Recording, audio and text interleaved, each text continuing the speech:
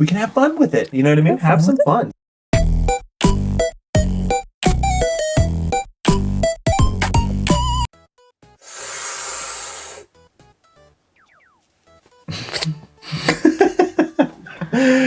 Welcome back to Dunker's House, Jewel. We're in the Curtain Complex again. It's a Take It Back episode. That means we went and saw a new movie.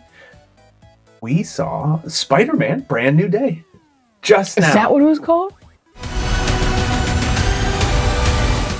Yeah, Brand New Day? Yeah, I have no idea. That's the first one that didn't have home in the title, I think. I thought it would have home in it. Brand New Home. Yeah, we saw Spider-Man Brand New Day. If we were further breaking the mold for us by going to a movie on opening night. Opening night, yeah. It wasn't as crowded as I was expecting. No. There was a bunch of open seats, especially down in the front row. Experience was good though. Like there was people kind of being rambunctious, reacting to the movie. But they were reacting to the movie, so it was all good. Wasn't bothersome at all. Sound mix, as usual, with our theater was bad. Color was good. Yeah, I could see everything that happened. Which is nice, because it was a good-looking movie. It really looked good. I'll tell you what, I actually think one of the best-looking parts was at the very end, in the end credits scene, they were showing shots of New York. I don't think they had anything to do with the movie, per se. I think they were just shots of New York. It was beautiful. It really looked nice. The whole movie was really well shot. I should look up who the DP is. I think it's the same guy that did the DP on Shang-Chi. I actually think the director might be the same guy that directed Shang-Chi. Probably one of the Marvel movies I just don't really care about, Shang-Chi. Yeah. I remember watching that one, and it wasn't actually that bad. No, it wasn't bad. It just wasn't ever something I wanted to reach for again. Yeah, in one ear and out the other. This new Spider-Man was pretty good. I really liked it. This is the first time. So, I think Tom Holland is maybe the best Spider-Man I think they've ever had. In the suit, the way he looks, the way he behaves, it's all good. This is the first time, though, I think any of these Tom Holland Spider-Man movies has, it felt like a comic book. It kind of felt like we were watching a comic book. Yeah. Especially at the beginning, there's a recap. This takes place, I think it's pretty heavily implied in the trailers. It takes place a few years after the events of the last movie when everybody's memory was wiped.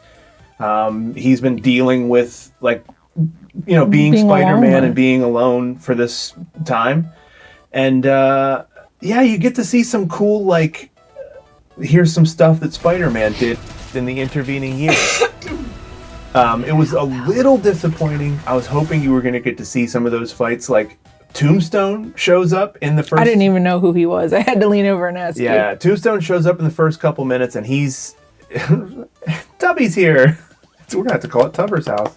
He's too old-boned to make that jump. Tombstone shows up, but he's in the movie for less than 30 seconds, I think. Yeah. It's like a recap fight. There's a shot in the trailer where he's fighting the Hand. That is a recap fight for 15 seconds. Scorpion. Yeah, you know what I wanted to mention, too, is he was in the Michael Keaton Batman movie. Yeah, when they first formed the Department of Damage Control, he shows up to buy something off of those. I only remember... Is it as Scorpion, or was that actor, Nacho? It was Michael Mando, and I don't think that he had any kind of a character at that point. I'd have to go back and watch. I don't really care to, though. But I think he was just showing up to buy arms off of the arms dealers. I only remember it because Michael Mando, incredible actor, maybe one of the best acting performances I can remember in TV history on Better Call Saul. He's super, super, super good. Doesn't get any chance to shine in a superhero movie, but especially when you're a bad guy who's only... Yeah. He was one of the cooler villains, though, so he's Scorpion, and he kind of gives Spider-Man a run for his money. Both times they fight 2 times in the movie. He gives him a run for his money both times. They were both cool fights. I liked it. What is happening to me? Did you miss me, Spidey? I'm losing my mind. I am totally out of control. Mm-hmm. Usually Spider-Man villains in the movies kind of not that great. I thought Scorpion was pretty cool. He fights a bunch of different bad guys in this. It's kind of like Spider-Man 3 where they're jamming all kinds of bad guys in, but they're all in there like pretty appropriately. He eventually fights the Hand again later. That was a really cool fight. That felt like you were watching a comic book fight. That was a really cool fight. I like that a lot. Some Crouching Tiger vibes, though. Yeah, there was big Crouching Tiger. I like at one point, like, they all kind of dive at him, the Hand in their formation. You see it in the trailer, and he's like, that's so cool. He feels like quippy Spider-Man. I dig it. Punisher's in there a good bit. Mm-hmm. Those two kind of, they're both from New York. So in the comic books, those two run into each other from time to time. So he pops up in the comic books. He popped up in this. That was pretty cool. They kept alluding to sometime when Spider-Man saved him, and that might have been in Staten Island. That might have been in the TV show. That might have been a direct reference to a comic book for all I know. I know there's a Daredevil, Punisher, Spider-Man comic book that's pretty famous. Maybe it was reference to that dude, I don't know. But John Bernthal's playing Punisher, reprising his role that I think he was in the Netflix show.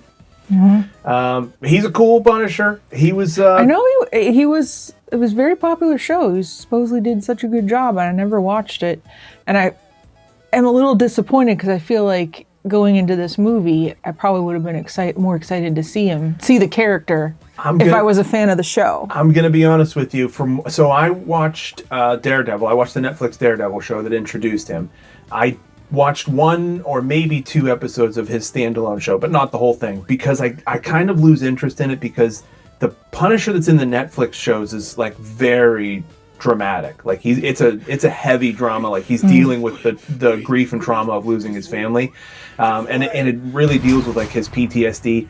And he's not the same character as he is in this. In this movie, he felt like he was a lot of fun. Like he was clearly driven by his past. You know what I mean? He was clearly out for revenge. He was clearly the Punisher, but he was fun. He was making cool jokes. He was doing funny things, all while still being the Punisher. Like he clearly had this direct mission.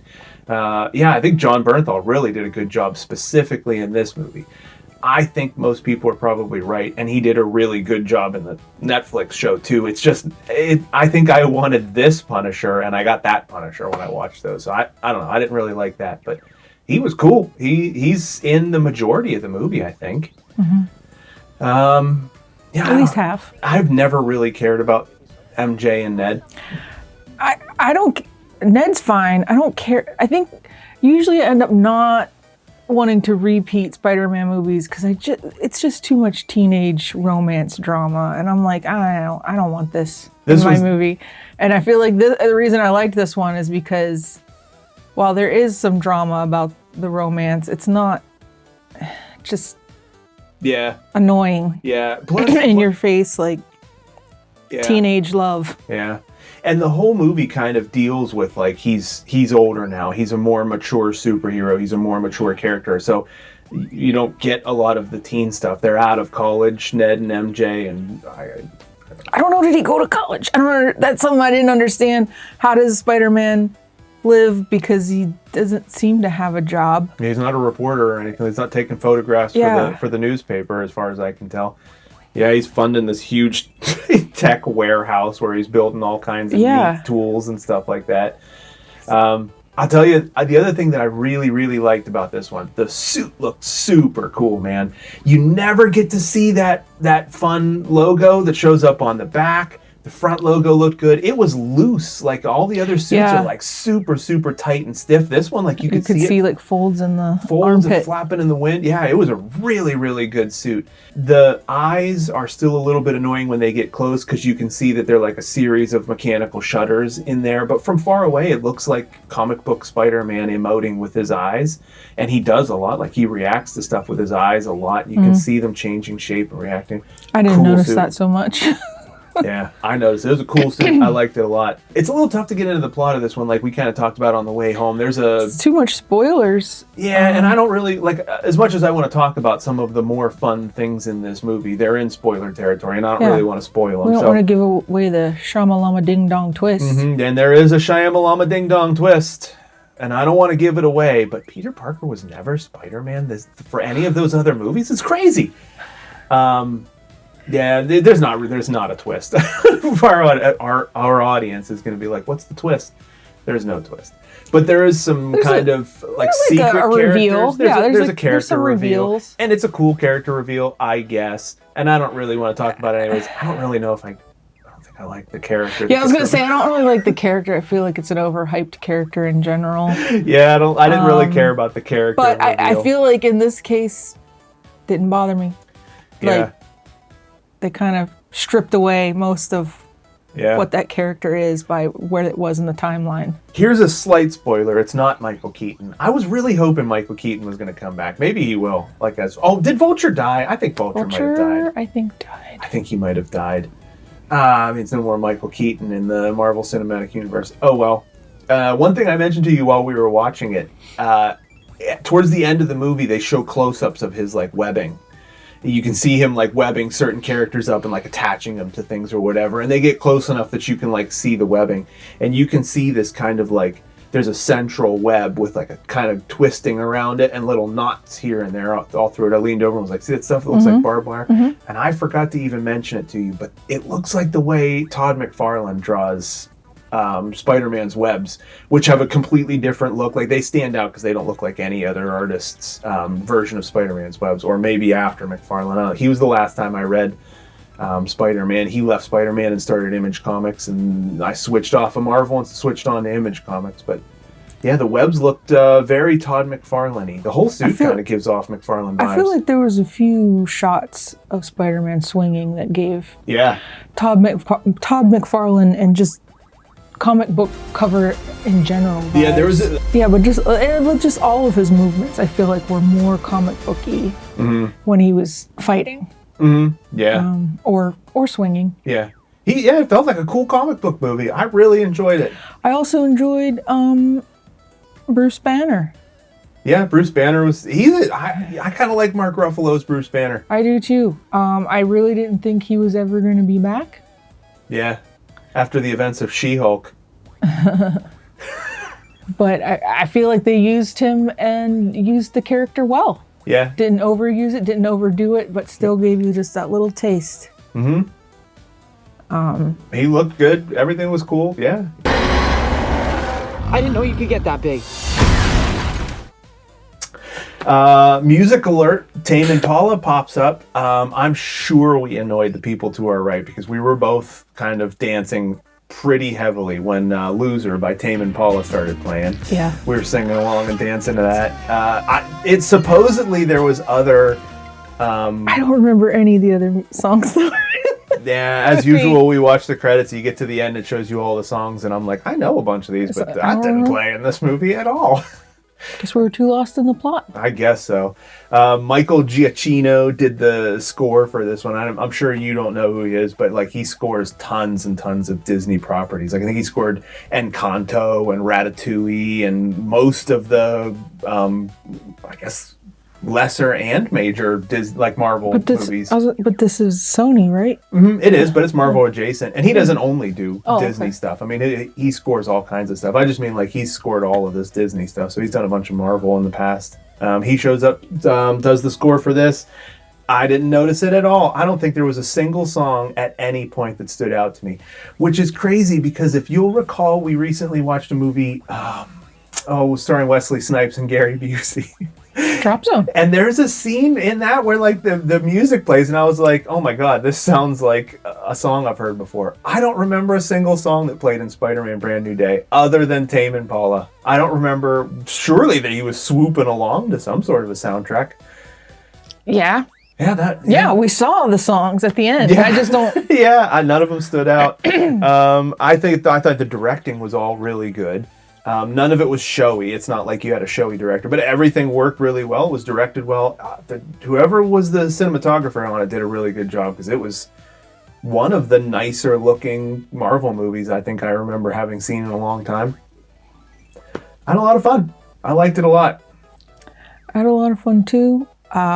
We did get back into the same plot as Supergirl where you got someone who you're like, don't sink to their level.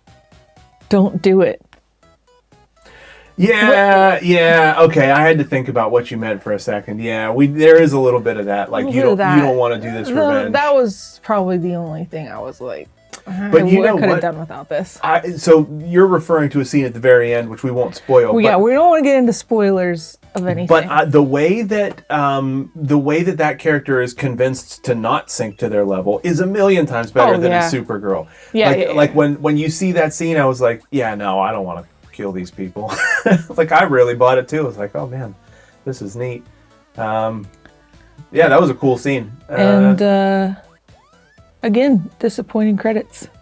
No, well, the credits were fine. I liked the footage in New York. The footage in New York, but then it just went to black and then the stinger at the end. Any idea how many people watched the credits? Everybody except for like 2 people stayed, and then when the final scene played afterwards, they were like, "That's it." Yeah, it was a very disappointing. It was disappointing. If you go and see it, it's not worth staying. Don't bother staying. Yeah, don't bother staying.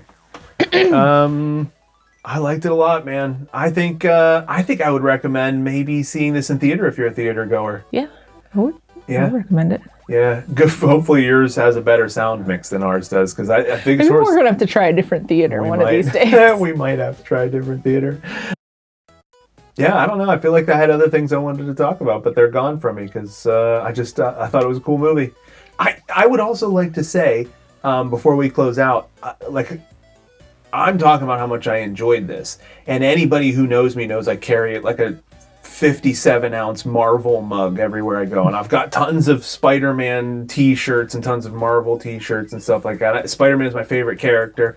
I really loved him, especially the McFarlane run, one of my favorite runs of comic books ever. So I'm a big Spider-Man fan. The other Tom Holland Spider-Man movies, I was like, yeah, it was good. Whatever, it was fine. I didn't really care about them, so I'm saying I liked it a lot as a guy who is like, if you have this impression of me that I thought the last 3 or 2 or however many of them were like super awesome. I think Jake Gyllenhaal might have been the best part of the last 3 movies. I hated Jake Gyllenhaal. Oh, you're crazy. I don't think he's ever been more handsome than he was in Spider-Man whatever he was in. Why does that make you? That's really all I focus on in these Spider-Man movies. I just look at who's good looking. Janice, you'll be in position with my quick change armor for the victory lap? Of course. Do you want to try? No, that's... What's going on with my hand? Why is that happening? Oh, one of the drones that came back from the plaza was missing a projector. It's fine. Wait, and you're telling me this now? We're going to have to cut that whole part out about rating men and women. Yeah, Jake Gyllenhaal was the best part of those Spider-Man movies. Anyway, I just wanted to, I enjoyed it a lot, and I'm recommending it a lot as a person who thought the last 3 were just perfectly fine movies, and I don't care. I have only watched any of them once. I barely remember any of them. I like Spider-Man as a character in the movies, though. When he shows up, he's like Ludacris. You know what I mean? In my opinion, he's like Ludacris. And when he shows up on a guest track, you're like, oh, hell yeah. Ludacris? Are you kidding me? But when you hear his everything after that first album, you hear his own released music, and you're like, it's too much. I don't like it. It's not right. Something's not working. Can we just get him only in one verse midway through and have Usher sing around him? That's Spider-Man. He needs Usher to sing around him. I think. Yeah, go see it, man. Yeah. The Spidey Tracker app says that Spider-Man is in the direct vicinity. Oh yeah? No way, that's crazy. Yeah, I guess we're done. Do you want to say goodbye, Julie? Goodbye, Julie. No, don't do that. Okay, bye. Bye.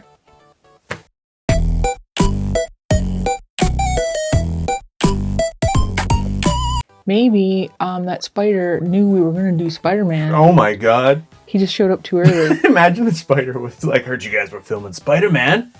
I'm here to listen in. He's my favorite superhero for obvious reasons. Oh, yeah. Fuck, you killed me.